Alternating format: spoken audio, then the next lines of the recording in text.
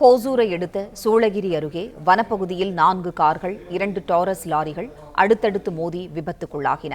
இதனால் பெங்களூரு கிருஷ்ணகிரி தேசிய நெடுஞ்சாலையில் போக்குவரத்து பாதிக்கப்பட்டுள்ளதால் 5 கிலோமீட்டர் தூரத்திற்கு வாகனங்கள் அணிவகுத்து நிற்கின்றன.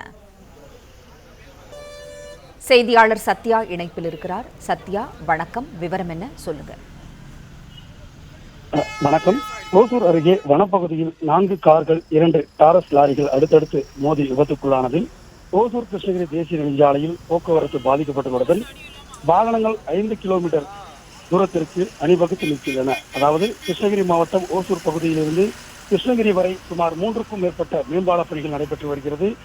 ஆமை வேகத்தில் நடைபெற்று வரும் இந்த மேம்பால பணிகளால் போக்குவரத்து பாதிப்புகள் கடந்த சில மாதங்களாகவே தொடர்ந்து அதிகரித்து வருகிறது. மேலும் ஓசூரில் உள்ள மேம்பாலம் சேதமடைந்ததால் கடந்த 15 நாட்களுக்கு மேலாக அந்த பகுதியிலும் போக்குவரத்து பாதிக்கப்பட்டு மாற்றுப்பாதையில் அனுமதிக்கப்பட்டு வருகிறது.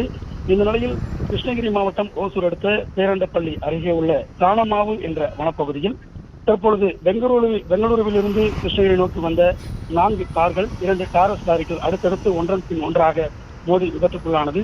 இந்த விபத்தில் 2 கார்கள் பலத்த சேதமடைந்துள்ளது. கார்களில் பயணித்தவர்கள் லேசான காயங்களுடன் உயிர் தப்பியுள்ள நிலையில் ஆம்புலன்ஸ் வரவழைக்கப்பட்டு காயமடைந்தவர்கள் மீட்கப்பட்டு சிகிச்சைக்காக ஓசூர் அரசு மருத்துவமனைக்கு அழைத்து செல்லப்படுகின்றனர்.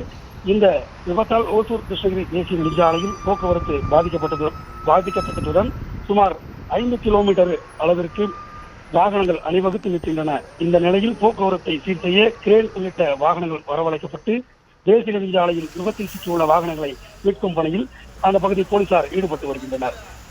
பிளே ஸ்டோர் மற்றும் ஆப் ஸ்டோரில் இருந்து பாலிமர் செயலியை QR கோடு மூலம் பதிவிறக்கம் செய்யுங்கள்.